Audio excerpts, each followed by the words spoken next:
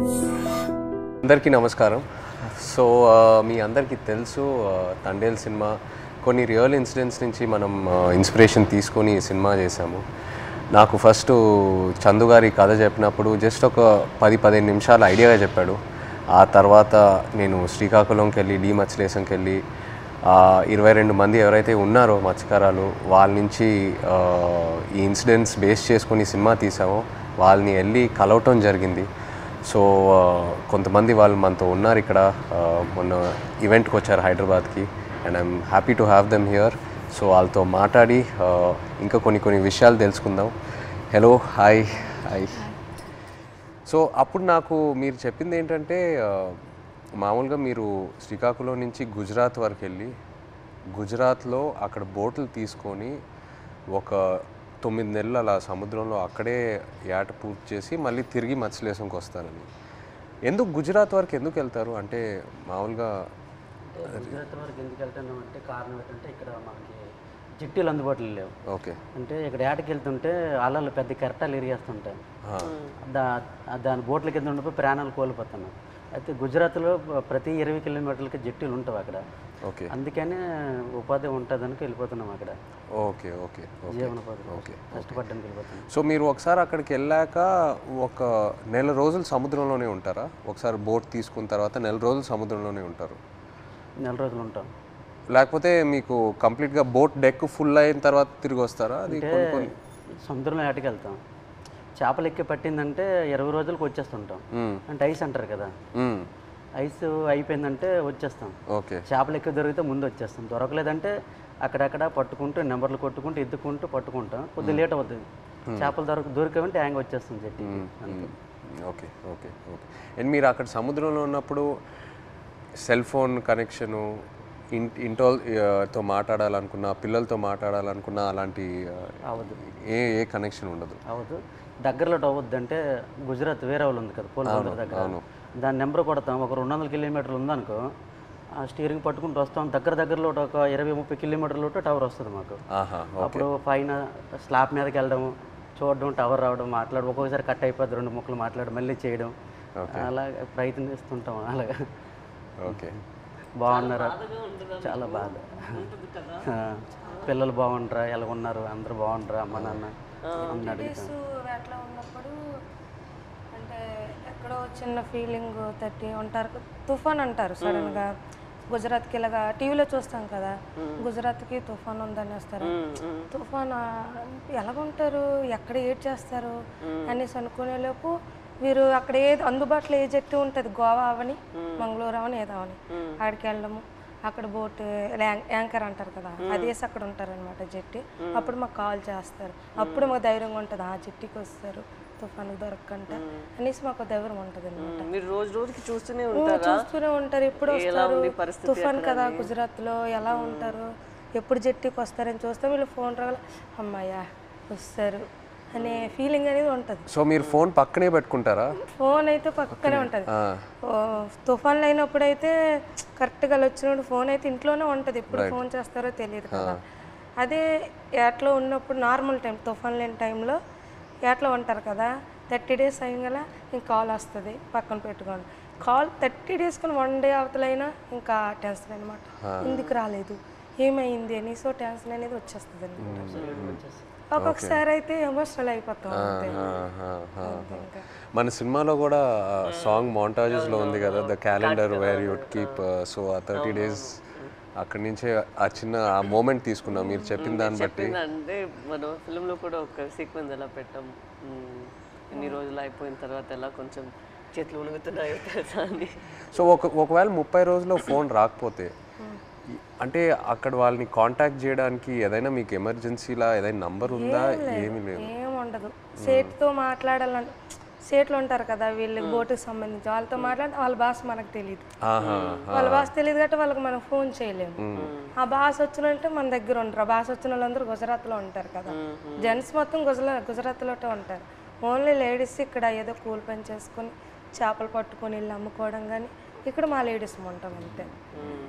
మాకు ఇది తప్పించి వేరే వృత్తి అయితే రాదు, చేపల వృత్తి. ఎప్పుడైనా ఇంత ఒక దేశానికి తెలిసిపోయింది ఇలాగా 22 మంది మత్స్యకారులు దొరికిపోయారని. కానీ మళ్ళీ మేము అదే గుజరాత్కి వెళ్తాను వేట చేయడానికి, తప్పదా మాకు అదే ఉపాధి అంతే. మీకు ఎలా తెలిసింది ఆ రోజు ఎలా వాళ్ళు అక్కడ దొరికిపోయారు అనేది? నేను 7 మంత్ ప్రెగ్నెంట్ పాప అప్పుడు కడుపులో ఉంది. కూర్చున్న అలా ఫోన్ వస్తుంది, 29 days అయింది అప్పటికి. ఫోన్ వస్తుందని ఇలాగే కూర్చున్నా, మా పెద్ద పాప పక్కన పెట్టుకొని.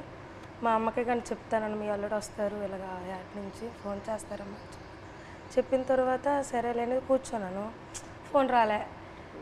ఉదయం మార్నింగ్ 10 అయింది, వేరే వాళ్ళు ఫోన్ చేశారనమాట నా మొబైల్కి, ఇలాగా మీ ఆయన పాకిస్తాన్కి దొరికిపోయారట అనేసి. వేరే వాళ్ళంటే ఎవరు ఫోన్ చేశారు? అది గుజరాత్ నుంచి, మా ఊరు నుంచి వలస వెళ్ళారు కదా, అక్కడి నుంచో ఒక బోటు జట్టికి వచ్చింది. వీళ్ళు దొరికిపోవడం చూసిన బోట్ అది, కలర్ చూసారు ఆ బోటులో ఉన్నోళ్ళు, మీ ఆయనకి పాకిస్తాన్లో పట్టుకుని వెళ్ళిపోయారు అని చూసిన వాళ్ళు నాకు వచ్చి ఫోన్ చేసి చెప్పారు. ఓకే. చెప్పిన తర్వాత అవును అన్నట్టు అసలు ఏడుపు కూడా రాలేదు, అలా కన్నీళ్ళు ఇంకిపోయేవి. ఎలాగా పాకిస్తాన్ అంటే మామూలుగా చిన్నప్పటి నుంచి పాకిస్తాన్ అంటే ఏదో భయం మాకు అనమాట. చిన్నప్పటి నుంచి పాకిస్తాన్కి మనకి యుద్ధాలు ఏదో వినేవారు, అలాంటప్పుడు పాకిస్తాన్ అంటే భయం మనకి. అలాంటిది పాకిస్తాన్కి దొరికిపోవడం ఏంటి, ఏం చేస్తారు ఏమో, చంపేస్తారేమో, ఉగ్రవాదులకి గట్రా పేల్చుకోవడం చంపేయడం విన్నాం కదా, ఏమో చంపేస్తారేమో నీటిలో ఉండే, అదో టెన్షను. అలాగా కూర్చొని అందరం ఫ్యామిలీ మొత్తం, ఏ ఊర్లో వాళ్ళకి సంబంధించిన వాళ్ళు, మా ఊర్లో అయితే 7 ఉన్నారు మా పంచాయతీలో సంబంధించిన 7 మా దగ్గర కూర్చొని ఏమైంది అనేసి అంటే, ఒక అబ్బాయి భాష వచ్చిన గుజరాతీ భాష ఆడిన అబ్బాయికి మేము వీళ్ళు సేటు ఉంటారు రామారావు వాళ్ళ సేటు, వాళ్ళ సేటుకి ఫోన్ చేయించాం. అడగండి ఒకసారి ఏమైంది ఆ సీట్కి అంటే, వాళ్ళు ఫోన్ చేసి అడిగారనమాట ఏమైంది, ఆ పాకిస్తాన్ వాళ్ళు పట్టుకెళ్ళిపోయారంట, ఏమైంది సేట్ అని అడిగితే అతనేమో పట్టుకుని వెళ్ళిపోయారు, నీటిలో ఉంచారని చెప్పారు. ఇంకా మాకైతే ఎలాగ వస్తారు అనేసి, ఎలాగ ఆలోచించాలి, ఎక్కడికి వెళ్ళాలి, ఎలాగ తీసుకురావాలి అనేసి ఒక ఎమోషనల్ అయితే మామూలుగా కాదు. 22 మెంబర్స్ అంటే చిన్నపిల్లలు, అప్పుడే మ్యారేజ్ అయిన అబ్బాయి అక్కడే ఉన్నాడు, నేను కడుపుతో ఉన్నాను, 2 పిల్లలు, ఒక భర్త దొరికిపోయిన ఆవిడ కూడా ఇంకా ఆ బాధ వేరే, 2 బిడ్డలు ఒక భర్త అంటే ఇంకా ఆ ఎమోషన్ అయితే ఇంకా వేరే. అందరం ఇంకా అంతే, ఏం చేయాలని ఆలోచనతో 1 month వరకు అలా ఉన్నాం. ఇలాగా న్యూస్ వచ్చి ఇలాగా ప్రసారం చేయడము, మీడియా కొంచెం హెల్ప్ చేసింది. ఓకే. ఓకే. మీరు ఆ పాకిస్తాన్లో ఇంతకుముందు వేరే ఎవరైనా ఇలా పాకిస్తాన్ సైడ్కి వెళ్ళి వాళ్ళు పట్టుకోవటం జరిగిందా, లేకపోతే ఫస్ట్ టైం అయినా ఇలా జరగటం? ఓకే. ఓకే. ఇప్పుడు కూడా ఉన్నారు అక్కడ? ఇప్పుడు ఉన్నారో తెలియదు కానీ మీరు అప్పుడు ఉన్నప్పుడు అక్కడ మీరు వెళ్ళి ముందే అరెస్ట్ అయ్యి ముందే ఉన్నారు అక్కడ. తీసుకెళ్ళేటప్పటికి మేము ఏడుస్తున్నాం అక్కడ. ఏడుస్తుంటే వాళ్ళు మాకు బుద్ధిరిస్తుంటారు, పళ్ళకోయండి అదేటి ఇదేటని. వాళ్ళు అన్నారు మాకే 2 సంవత్సరాలు అయింది మేము వెళ్ళట్లేదు అని మరికొద్దిగా ఏడ్చేస్తున్నాం మేము. వాళ్ళు సంవత్సరంన్నర ఒక్కొక్కరు ఒక్కొక్క కారణం. అంటే ఆధార్ కార్డులు పేర్లు రాంగు, ఒక్కొక్క పేరు అంటే ఒక బోట్లో 9 మంది ఉంటారు, వాళ్ళకి ఏదో అర్జెంట్ పని నుండి వెళ్ళిపోతారు వాళ్ళు. అంటే టిక్ పాస్లో పేరు ఉండాలి, నేను ఎవరు కలాసి వచ్చారనుకో ఆ టిక్ పాస్ ఆఫీస్కి వెళ్ళి పేరు రప్పించుకోవాలి, పలానా రామారావు పలానా రాంబాబు అని. అది ఎవరు వెళ్ళిపోతే వాళ్ళ పేరు ఏం చెప్పేశాడు అక్కడ. మన ఇండియా నుండి హై కమిషనర్ వచ్చేటప్పుడు కొన్ని పేర్లు రాంగ్ చెప్పేస్తారు అలా, దానివల్ల ఆయన ఉండిపోయాడంట అక్కడ. ఆయన చెప్పడం మరికొద్దిగా ఏడుపు వచ్చింది మాకు, చాలా బాధ అనిపించింది. ఆ నైట్ భోజనం కూడా మానేసాం, మళ్ళీ అలాగ రోజులు గడిచిన కొద్ది అలాగే ఇదైంది. అక్కడ జైల్లో అంటే మీరు ఏం చేసేవాళ్ళు రోజు? ఏదైనా ఫ్రీడమ్ ఇచ్చేవాళ్ళా లేకపోతే సెల్లోనే ఉండేవారా? ఏం చేసేవాళ్ళు? అంటే తెల్లారితే వచ్చేవారు కానిస్టేబుల్ పోలీస్ పాకిస్తాన్, లేపి మొక్కలకి నీళ్ళ గంట పోసేవాళ్ళం. ఓకే. తర్వాత గడ్డి గంట తెంపేవాళ్ళం, గడ్డి.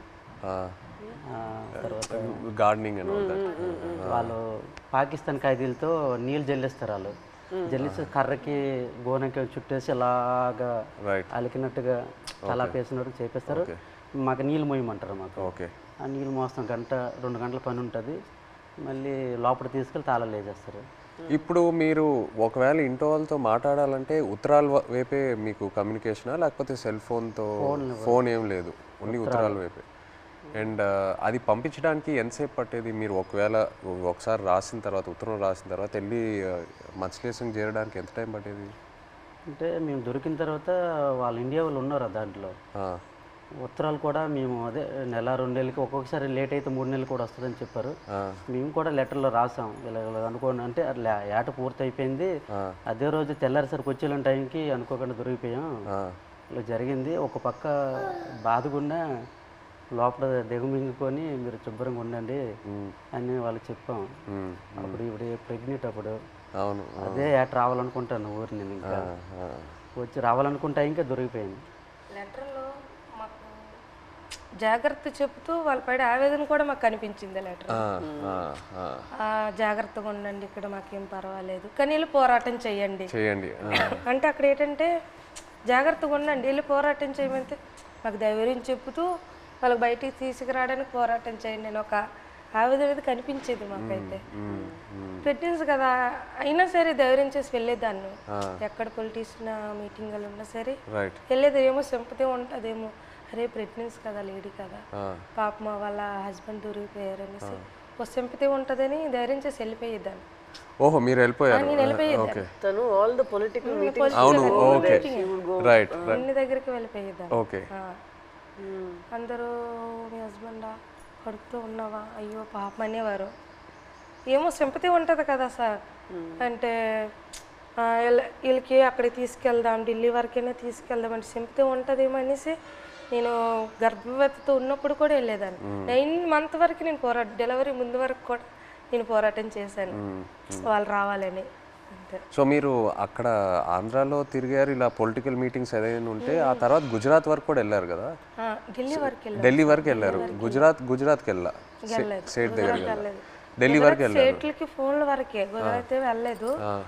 డెలివరీ అయిపోయిన తర్వాత 20 days పాపకి ఇంటి దగ్గర వదిలేసి దాన్ని ఢిల్లీ వెళ్ళాం.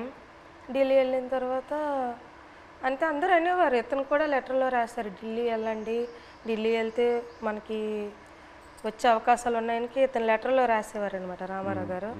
సరేలే ఢిల్లీ కొంచెం అది పేద పరిస్థితి కదా సార్, ఢిల్లీ అంటే మాకు తెలియదు, భాష తెలియదు, ఎలాగెళ్ళాలో తెలియదు.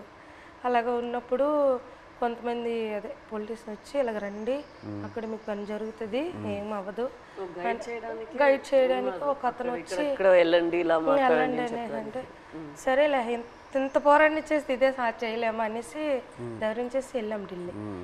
వెళ్ళిన తర్వాత అక్కడే ఢిల్లీ వెళ్ళిన తర్వాతే వీళ్ళు బయటకు వచ్చారు. అంతవరకు ఆ 14 నెలలు అక్కడే ఉన్నారు. అతను అంబాసిడర్తో అక్కడ అంబాసిడర్తో మాట్లాడడం కానీ ఉన్నారనడం కానీ. మెయిన్ మాకు బాధ కలిగించింది ఏంటంటే పుల్వామా దాడి. ఆ దాడి ఇలాగ మార్నింగ్ ఇలాగ టీవీ వేసాను, ఇలాగ మన ఇండియన్ ఆర్మీకి ఇలాగ ఉగ్రవాదులు చంపేశారు, ఆత్మహత్య దాడి అయిందని తర్వాత అవునా ఎందుకు అనేసి వీళ్ళకేం చేస్తారని ఇదో బాధ. మళ్ళీ అక్కడ మరి ఇండియన్స్ ఉన్నారు కదా సార్, ఏం చేస్తారని బాధలు ఉన్నప్పటికీ లెటర్స్ అయిపోయి 3 months. వచ్చిన లెటర్స్ బాగానే వచ్చి పుల్వామా దాడికి ముందు లెటర్స్ కంటిన్యూ అయ్యాయి. మేము పంపించింది అతనికి వెళ్ళేది, అతను పంపించింది మాకు వచ్చేది. కానీ పుల్వామా దాడి తర్వాత స్టాప్ అయిపోయింది. 3 months వరకు ఒక్క లెటర్ రాలే. ఇంకా మాకు ఇంకా టెన్షన్ ఇంకా ఎక్కువైపోయింది, అదో బాధ అనేసి ఇలాగా మరి ఇంకా లేదు ఉండొద్దు ఎక్కడ ఢిల్లీ వెళ్ళిపోతాం అనుకుని అందరం 22 ఉమెన్స్ అందరూ ఇంకా లేదు పదండి అనేసి 22 మంది వెళ్ళిపోదాం లేదు ఇంత మా ఓన్ డబ్బులు అనుకొని పదండి అనేసి ముందడుగు వేస్తాం అంతే. ముందడుగు వేసుకొని వెళ్ళిపోయాం అంతే. వచ్చిందో రాందో వెళ్ళాం. అక్కడికి వెళ్ళిన తర్వాత జయశంకర్ అని విదేశాంగ మంత్రికి కల్పించారు. ఇంగ్లీష్ రాదు కదా, ఏదో మా తెలిసిన భాషలు అంటే అతను మా కన్నీళ్ళు దుక్కు చూసి అతనికి అర్థమైపోయింది అనమాట. ఓ ఇంత బాధపడుతున్నారని ఏడుస్తాను. మా ఆవేదన చెప్తూ మా కళ్ళని నీరు వచ్చేస్తుంది. అది చూసి పాప అతను తట్టుకోలేకపోయారు. వెంటనే ఫోన్ పాకిస్తాన్కి చేశారు. మన ఇండియా అంబాసిడర్ చేసిన తర్వాత పర్లేదు ఉన్నారు ఇలాగొస్తారు అని చెప్పారు. జనవరి కల్లా వచ్చేస్తారు అన్నారు. మా దగ్గర చెప్పారు జనవరి కల్లా వచ్చేస్తారు, రాకపోతే మీకే పాకిస్తాన్ నేను తీసుకెళ్తాను, నేను భరోసా ఇస్తానని మాట ఇచ్చాను. ఇచ్చిన తర్వాత అప్పుడు ఇంకా హ్యాపీ అంతే. అతను ఏంటంటే జనవరి కల్లా మాకు ఫస్ట్ కల్లా అక్కడి నుంచి లిస్ట్ వస్తుంది అనమాట. గనగల రామారావుకి వాళ్ళ భాష వేరే కదా సార్. గనగల రామ, గుణగల్ల రామారావు, కేసమర్రికి కసమర్రయ్య అన్నట్టు పేరు. ఓహో, మీ పేరు కరెక్ట్ గా వేయలేదా? సార్ ఆ లిస్ట్ కూడా రాంగ్ వచ్చింది అనమాట. గనగల రామారావుకి గంగల్ రామారావు. సో మీరు కన్ఫ్యూజ్ అయిపోయారా? ఎవరు అక్కడ ఎవరు ఉన్నారు ఏంటి? సరేలే అది ఉర్దూ భాష కదా, ఏమో ఇలాగ తెలుగు ఇలాగ రాశారేమో అని మాకు మేము ఆలోచించుకొని వచ్చేస్తారు అన్నట్టు. మీకు ఆ టైంలో ఎలా అనిపించింది? సడన్ గా భయం వేసింది. పేరు డిఫరెంట్గా ఉన్నప్పుడు 22 మందిలో 21 మంది వెళ్ళిపోయి నన్ను వదిలేస్తారేటని ఒక ఇది. వీళ్ళు కావాలని వాళ్ళకి రాస్తారేటో చెప్పలేం. పాకిస్తాన్ ఓన్లీ మీ పేరే తప్పేశారా?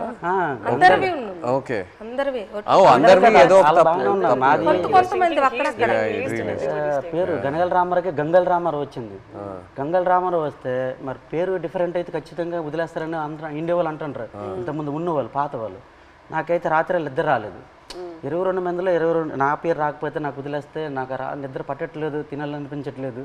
అప్పటికే 14-15 నెలలు అయిపోయింది, సంవత్సరం దాడిపోయింది. అప్పటికి ఇలాగ అయిపోయాను, సన్నంగా అయిపోయాను. వాళ్ళు ఏదో చపాతీలో అంటే ఏదో కలుపుతారంట అక్కడ జైల్లో. అదేదో మనకి ఏదో బరువు మోయాలని మోయలేమంట, ఆవేశం వచ్చేస్తుందంట. వాళ్ళు చెప్పిన మాటలే. అప్పటికే సన్నంగా అయిపోయాను. తర్వాత నోటంటే కూడా బ్లడ్ వచ్చేస్తుంది. ఏమంటే టెస్టులు చేస్తే వేడి వల్ల అన్నారు, ప్రాబ్లం లేదంటే కొద్దిగా ఆపేయకుండా ఉన్నారు. అలాంటి చాలా భయం వేసేది. అలాగే పుల్వామా టైంలో మీరు అక్కడ ఒక కన్ఫ్యూషన్ లాగా ఏమైనా అయిపోయిందా మీకు? అయిపోయింది. మరి ఏదో వేరే సెల్లో పెట్టేవారంట అక్కడ, ఏదైనా బయట ప్రమాదం ఏదైనా జరిగితే. అంటే బీహార్ జైల్లో ఒక పాకిస్తాన్ ఖైదీకి ఇండియా వాడు చంపేశారని తెలిసింది మాకు. అక్కడ జైల్లో టీవీ ఉంది మాకు చూస్తుండగా. చంపేస్తే మాకు తెలీదు. మాకు 4 రూమ్లలో అందరికి ఒక్క రూమ్లో బంధించేస్తుంటారు. బ్యాగులకి నైన్గా పట్టుకొని ఒక రూమ్లో తీసుకెళ్ళి ఇంకోటి బాంబే చేస్తారు, మనం చంపేస్తారని అంటే ఇంకొకడు. చాలా భయం వేసేస్తుంది.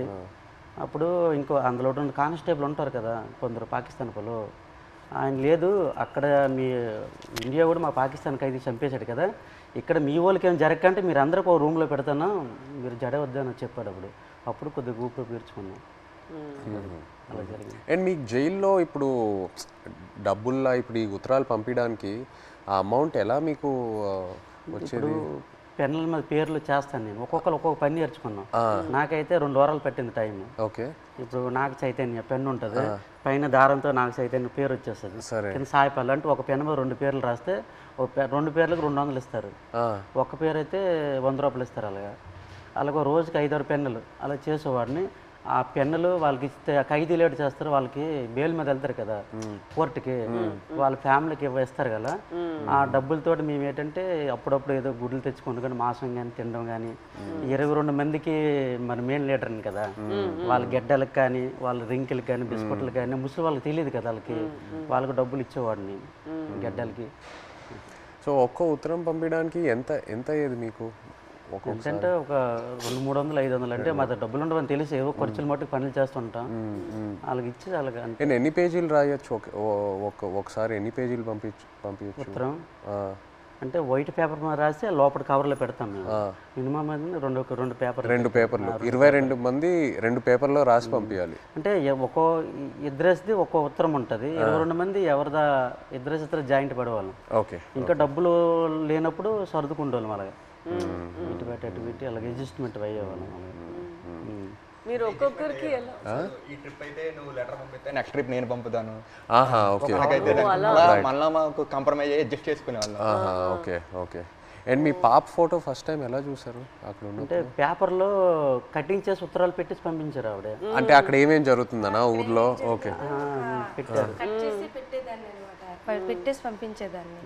అది చూసి అందులో చూసారు పాప. మీరు కావాలని అలా ఫోటో పెట్టారా? అంటే ఫోటో కావాలనే కాదు, చూడు ఇలాగ ధర్నా చేస్తాను, మీరు భయపడకండి, ధైర్యంగా ఉండండి, మీకు తీసుకొచ్చే బాధ్యత మాదనేసి ఒక ధైర్యం చెబుతూ ఒక లెటర్ రాసేవారు. ఇక్కడ మేము భయపడే వాళ్ళకి భయపెట్టిస్తే వాళ్ళు ఇంకా భయపెట్టేస్తారు కదా అనేసి ఒక పోరాటం చేస్తాను, మీరు జడకండి ధర్నాలు చేస్తాను అనుకుని పాప ఫోటో కట్ చేసి పెట్టేసి పంపించారు. జైల్లో అయితే చాలా బాధ. అంటే ఆ పాకిస్తాన్ ఖైదీలకి పడుకుని పెట్టి చెట్ట పైకి ఎత్తేసి పట్టుకొని పెద్ద బెల్ట్ ఉంటుంది, ఇలాగ బాధేసేవారు. అమ్మో సత్యాను బావ సత్యాను అంటే మేమేంటి మనకి అలాగ కొట్టేస్తారని మేము జడిసిపోయాం. ఈ సెట పైకి ఎత్తేసేవారు, చేయలేదు సాపేసేవారు. కింద పడుకుని పెద్ద బెల్ట్ ఉంటుంది కర్ర పట్టుకొని ఇలా తిడ్డ ఉంటుంది అలా ఉంటుంది. ఆ బెల్ట్లో అలా కొడుతూ అమ్మో సత్యం 10 దెబ్బలు అంటే అలాంటివి. మనకి ఇండియా వాళ్ళు కూడా అలాగే కొడతాను జడిసిపోయాం. ఫస్ట్లో మేము వెళ్ళేటప్పటికి మొక్కలకి నీళ్ళు పోస్తుంటాం కదా, ఆ పక్కన వాళ్ళకి అది ఏం చేసాడో మనకు తెలీదు. అలా కొడుతుంటే అలాగే మనకి కూడా కొట్టేస్తారని భయం వేస్తుంది ఫస్ట్లో. వాళ్ళు అన్నారు మీకు ఇలాగ కొట్టరు, మీరు ఇంకా ఒకసారి 2 సార్లు తప్పులు చేస్తే మీకు కొడతారు. తప్పులు అంటే జైల్లో కానీ మా 22 మందిలో కానీ ఇంకా గుజరాత్లో ఉన్నారు ఇండియా వాళ్ళు కదా, ఏ బాత్రూమ్ దగ్గర కానీ బట్టలు ఉతుక్కున్నప్పుడు కానీ మనలో మనం కొట్టుకుంటే ఒకసారి కుదిరేసి రెండోసారికి గడికి ఒక మనిషి 3 తప్పులు చేస్తే మీకు కూడా అలాగే పడుతుంది. అంటే అప్పటి నుంచి గొడవలు కూడా అదే బాత్రూమ్ దగ్గర అలాగే అడ్జస్ట్మెంట్ అయిపోవాలి మేము. అలాగే అలా కొట్టేస్తారు రిటర్న్. మీరు ఒక్కొక్కరికి ఎలా సమాధానం చెప్తారు అక్కడ ఎన్ని రోజులు ఉన్నప్పుడు? ఎలా మీరు సమాధానం ఏంటి, తిట్టేవారు కూడా 22 మంది ఉన్నాం. నీ వాళ్ళని ఇలా ఇలా జరిగింది, మా డ్రైవర్లు కూడా నీ వెంట వచ్చారు. అంటే ఇంతకుముందు ఇతనికి యాట్లో గనగల రామారావు పాకిస్తాన్ వైపు ఎక్కి యాడ్ చేసేవారు, బోర్డర్ దగ్గరలో ఇతని వల్ల దొరికిపోయారు అనేసి ఒక బ్యాడ్ నేమ్ మీద వస్తుంది ఇతనికి. ఇతను అది దృష్టిలో పెట్టుకుని భోజనం సరిగ్గా చేసేవారు కదట అక్కడ. పెళ్ళి అవన్న కుర్రోలు కూడా ఉన్నారు కదా, నా పెళ్ళి అవకంట కూడా మీరు చేస్తారు, నేనిండా మేము దొరికిపోయాం అని అనేవారు. ఒక బాధలో ఉండేది. తప్పదు మరి, జరిగిపోయింది చాలా బాధ. బట్ ఇప్పుడు వాళ్ళందరూ బయట వచ్చేసారు, పిల్లలు కూడా చేసుకుంటారు. భయంలో ఉన్నప్పుడు అలాగే సడన్ గా మనం మాట్లాడతామా అనుకోని మాట్లాడేస్తాం. మీరు గుజరాత్ సేట్ దగ్గరికి వెళ్ళి ఆయనతో మాట్లాడటం ఐడియా రాలేదా? అంటే సేట్ దగ్గరికి వెళ్తే ఆ డబ్బు ఆ విషయం భాష రాదు కదా, సో దానివల్ల మీరు కొంచెం ప్రెగ్నెన్సీ డెలివరీ టైం కదా సార్, అతను లేరు, మనకి కొంచెం ఇబ్బంది ఉందనేసి నేను అతను సేటికి ఫోన్ చేశాను సార్. అక్కడికి చేసిన తర్వాత ఇలాగ అంటే భాష వచ్చిన వాళ్ళతో మాట్లాడించాను. ఇలాగ చెప్పండి డెలివరీ టైం ఉంది కదా, అతనికి ఏమైనా అమౌంట్ నేను వెయ్యను అంటే కొంచెం కోపంగా మాట్లాడేవారు వాళ్ళు. నేను వెయ్యను, పట్టించుకోలేదు వాళ్ళు. నేను ఎందుకు మీకు వెయ్యాలన్నట్టు మాట్లాడేవారు. ఇప్పుడు మీరు ఇలా ఒక పరిస్థితి రాలేదంటే కూడా మీకు చాలా కష్టాలు వస్తూనే ఉంటాయి కదా. మీకు రోజు రోజులకి ఇలా మీరు చెప్పినట్టు ఎలా తుఫాన్ వస్తుంది దాన్ని మీరు చూస్తూనే ఉండాలి కదా. తుఫాన్ వచ్చింది, అక్కడ చేస్తుండగా తుఫాన్ వచ్చింది. తర్వాత యాంటీ అని వదిలేసి మాకు పిడికి పడ్డా తిరిగిపోయింది, చాలా ఇబ్బంది పడ్డాం. తర్వాత బోటు మొత్తం నీరు అయిపోయింది, చాలా ఎదుర్కొన్నాం అన్నీ. ఒక్కొక్కసారి బోట్లు మునిగిపోతున్న టైంలో పక్కన బోట్ వచ్చి మనుషులకు కాపాడేవారు, బోట్ మాత్రం మునిగిపోయేది. కానీ అక్కడ పక్కన బోట్ లేకపోతే ప్రాణాలు కూడా కోల్పోతారు. అలాంటి పరిస్థితి దాన్ని వాళ్ళు చెప్పినప్పుడు మీరు మీ ఆయన దగ్గర అడగలేదా, మీరు ఎందుకు ఈ పని చేస్తున్నారు, మాతోనే ఉండండి, ఇక్కడే ఏమైనా పని చేయండి, మీరు అట్లేం అడగలేదా? లేదు మేడం, అలాంటి ఉపాధి అక్కడ లేదు, మా సైడ్ లేదు. అక్కడికి వెళ్తేనే మాకు మేము అంటే ఇక్కడ రూపాయి ఇస్తే అక్కడ 2 రూపాయలు లేదు. ఇక్కడ నెలనూలే లైక్ ల్యాండ్ ఇట్ సెల్ఫ్ వేరే ఏమైనా ఒక పని మనం చేసుకోవాలి కదా. ఇంత రిస్కీగా ఎందుకు? చాలా మంది డిగ్రీ ఇవన్నీ చదువుకుని ఉన్నారు చాలా మంది, చేసిన వాళ్ళు కానీ జాబులు రావట్లేదు. మంచిగా ఎస్టీ జాబితాలో ఏదో చేరిస్తే మాకు జాబులు వస్తామని అంటారు, కానీ చదువుకున్న జాబులు రావట్లేదు. అందుకే ఎక్కువ వలసలు వెళ్ళిపోతారు. చాలామంది చదువుకున్న వాళ్ళు కూడా వెళ్ళిపోతుంటారు. వీళ్ళ అబ్బాయి కూడా చదువుకుంటారు. చాలామంది డిగ్రీలు ఇంటర్లు చదువుకున్న జాబులు రాక వెళ్ళిపోతుంటారు. మా మధ్యకి ఎస్టీ జాబితాలు చేరిస్తేనే ఆ జాబులు వస్తావంటే దానికోసం ప్రయత్నిస్తాను, కానీ ఎవరు సరిగ్గా పట్టించుకోవట్లేదు. ఎందుకు మాకు జాబులు రావట్లేదు అర్థం కావట్లేదు. సో మీరు శ్రీకాకుళం నుంచి లెటర్స్ పంపిద్దాం అనుకున్నారు కదా పాకిస్తాన్కి, అప్పుడు జైల్లో ఉన్నప్పుడు. అప్పుడు ఇక్కడి నుంచి లెటర్లు పంపించడానికి ఏదైనా ఇబ్బంది ఉండిందా? ఇబ్బంది ఉంది. ఇక్కడ నుంచి లెటర్స్ అంటే వాళ్ళు అడ్రస్ రాశారనమాట, ఇలా పంపించండి, టు అడ్రస్ ఫ్రమ్ అడ్రస్ అన్నట్టు ఉంటుంది, ఇలా పంపించండి అని రాశారు. అలాగే మేము పోస్ట్ ఆఫీస్కి వెళ్ళి ఇలాగ రాస్తే పాకిస్తాన్ రాస్తే వాళ్ళు చదివారు. పాకిస్తాన్ ఏంటి, పాకిస్తాన్కి మీకేం సంబంధం, మీరు పాకిస్తాన్కి లెటర్ వేయడం ఏంటి, ఇలాగ అడిగేవారు అనమాట. చాలా ఇబ్బంది పెట్టేశారు. 2-3 డేస్ వాళ్ళకి ఇలాగే ఇబ్బంది పెట్టేస్తే మేము ఈ స్టోరీ మొత్తం చెప్పిన తర్వాత వాళ్ళు అప్పుడు ఒప్పుకున్నారు. తర్వాత మేము ఏదో పాకిస్తాన్ నుంచి వచ్చినట్టు, వీళ్ళు పాకిస్తాన్ వాళ్ళు, మీరే ఈడుమేటి పాకిస్తాన్ అనేసి వాళ్ళ క్వశ్చన్లు అడిగేవారు. చాలా ఇబ్బంది పెట్టేశారు. తర్వాత స్టోరీ మొత్తం చెప్పిన తర్వాత అప్పుడు నమ్మారు. అంతే. మీ ఫ్యామిలీ ఎవరు చెప్పలేదా మీకు ఇలా చేపలు పట్టుకున్న వాళ్ళని పెళ్లి చేసుకోకూడదు, ఇలాగే ఉంటుంది మీకు? ఇదన్నీ ఎందుకు, లేదంటే ఎందుకు లవ్లో పడుతున్నారు మీరు ఇలా రిస్కీ లైఫ్లో ఉన్న వాళ్ళతో, అలా ఏం ఎవరు చెప్పలేదా? ఏదండి అదే మీరు ఎవరు చెప్పలేదా? అమ్మ నాన్న వాళ్ళు ఎవరు లేదు ఇక్కడ ఉన్న వాళ్ళే చెప్పిన అవి లవ్లో ఉంటాం కదా, అవే కనిపించదు అనమాట. అంతే, లవ్లో ఉంటే అతనే కావాలన్నట్టు ఉంటది అంతే. ఎంత రిస్క్ అయినా పర్లేదు ఇలాగే ఉండిపోతాను, అతనే కావాలి. మన తండేల్లో సత్య అండ్ రాజు లాగే ఒక రకంగా. సార్ ఇప్పుడు మేము పాకిస్తాన్ భారతదేశం మొత్తం తెలుసు కదా, ఈ కథ తీయాలని మీకు ఎలాగనిపించింది? మా ఇంటికి రావడం, తినడం, చేయడం చాలా హ్యాపీ అనిపించింది. మీకు ఎలాగ ఆలోచన వచ్చింది తీయాలని? ఎంతమందికి తెలుసు కదా, చాలామంది ఉన్నారు, ఎవరికి రాని ఆలోచన మీకు ఎలాగొచ్చింది?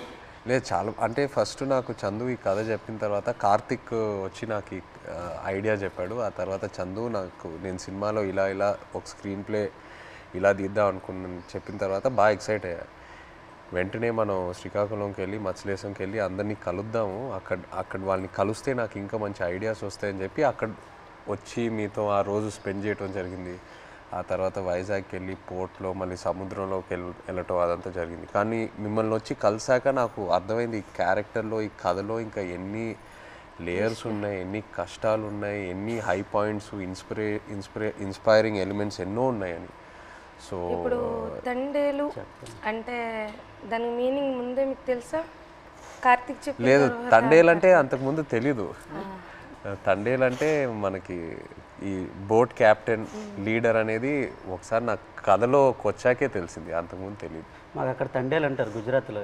అదే వాండర్లో మాకు తండేలు అంటే చిప్పి నడిపించే వారిని తండేలు అంటారు అక్కడ. అందుకే ట్రైలర్లో కూడా డైలాగ్ వేసాం, తండేలు అంటే ఓనరా కాదు, లీడర్. చాలా బాగా వచ్చింది సార్.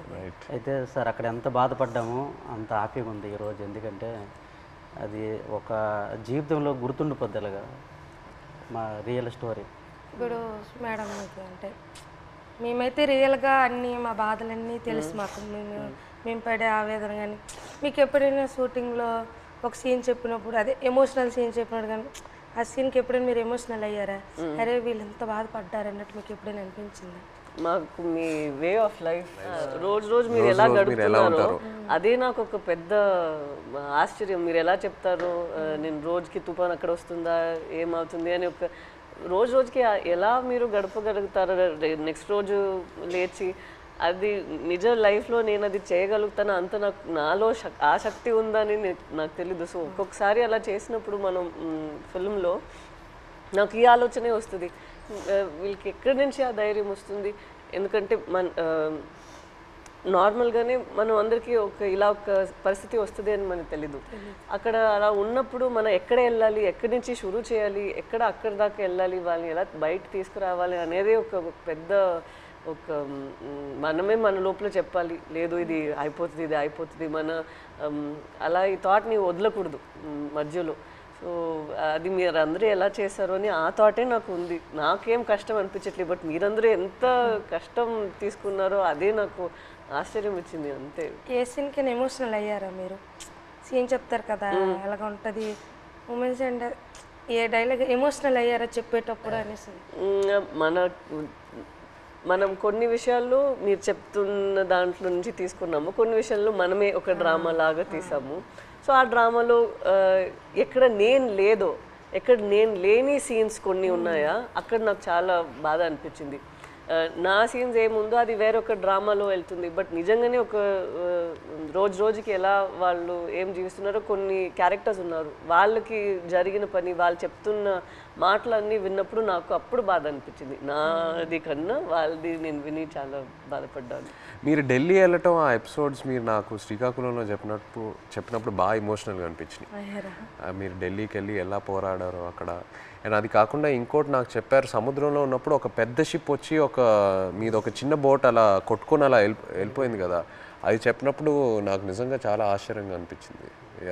కొట్టుకొని పోయి అసలు ఆగలేదు కదా, కొట్టుకొని అలా వెళ్ళిపోయారు కదా.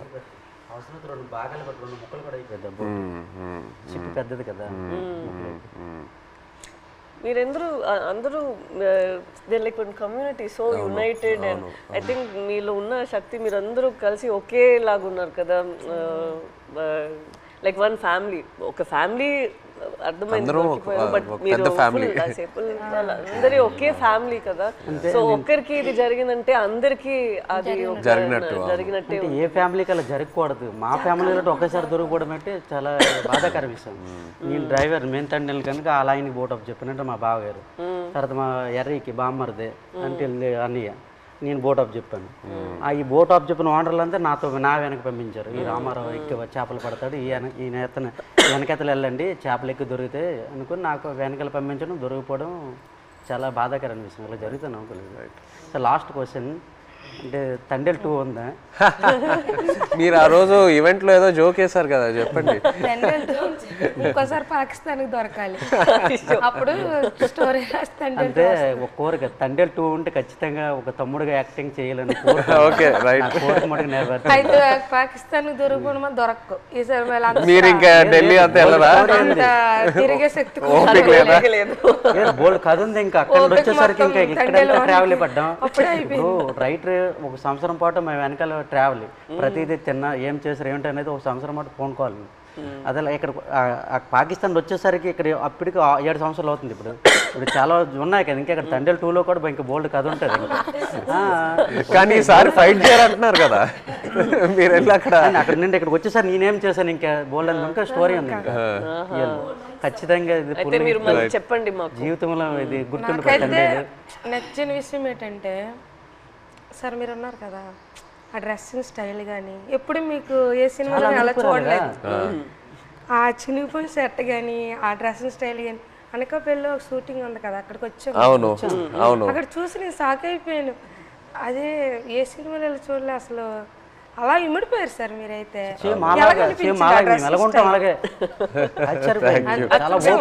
అదే నేను చెప్తున్నా కదా, మిమ్మల్ని వచ్చి అప్పుడు కలిసి మీతో టైం స్పెండ్ చేశాకే నాకు ఆ క్లారిటీ వచ్చింది. ఓకే మనం ఇలా క్యారెక్టర్ని ఇలా డిజైన్ చేయాలి.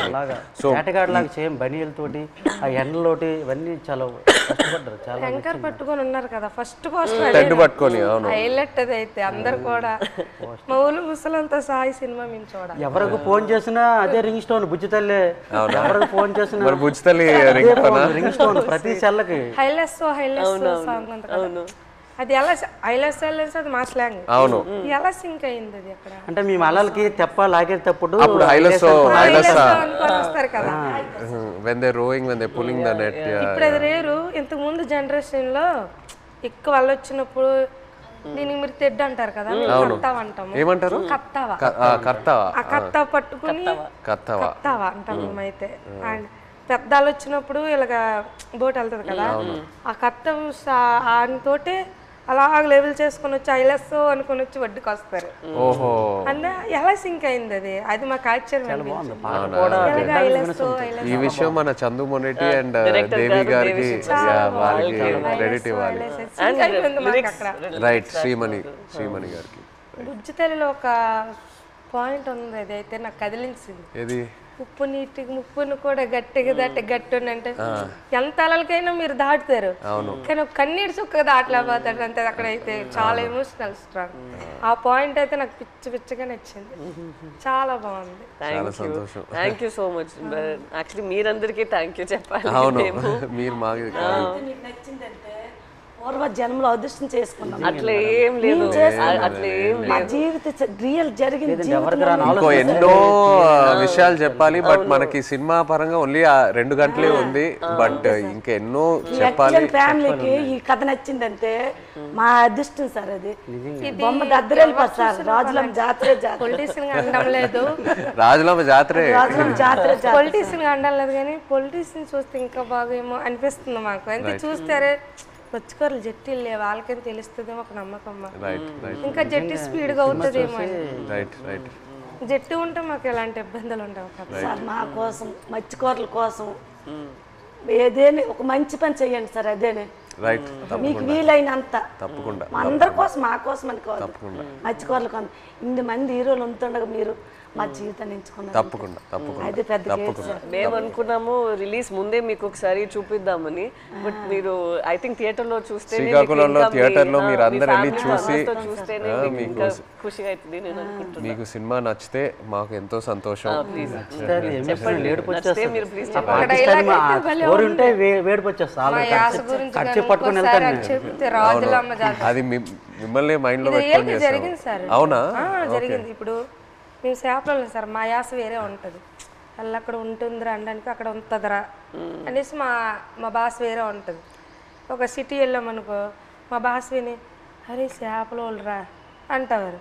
కొంతమంది మీ చేపలు ఇలా అంటారు. కొంతమంది అంటే అంటారు అనడానికి మాకు అలాగ రాదు. వేరే మత్స్యకారుల స్లాంగ్ వేరే వేరే ఉంటాయి. మా స్లాంగ్ వేరేగా ఉంటుంది, పక్కన మత్స్యకారు స్లాంగ్ వేరేగా ఉంటుంది. అందులో మా స్లాంగ్ అయితే ఎవరు మాట్లాడలేరేమో, కానీ మేడం గారు అయితే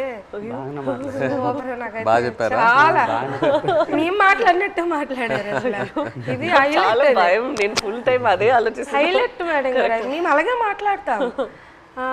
ఉంటదిరా అలాంటి వెళ్దాం రా అన్నట్టే మేడం గారు. చాలా థ్యాంక్ యూ సో మచ్. ఇది నాకు పెద్ద compliment. Thank you very much. Success meet మాత్రం శ్రీకాకుళం అది నా ప్రామిస్. సినిమా రిలీజ్ తర్వాత సక్సెస్ మీట్ కి మేము శ్రీకాకుళమే వస్తున్నాము. మచ్చలేసు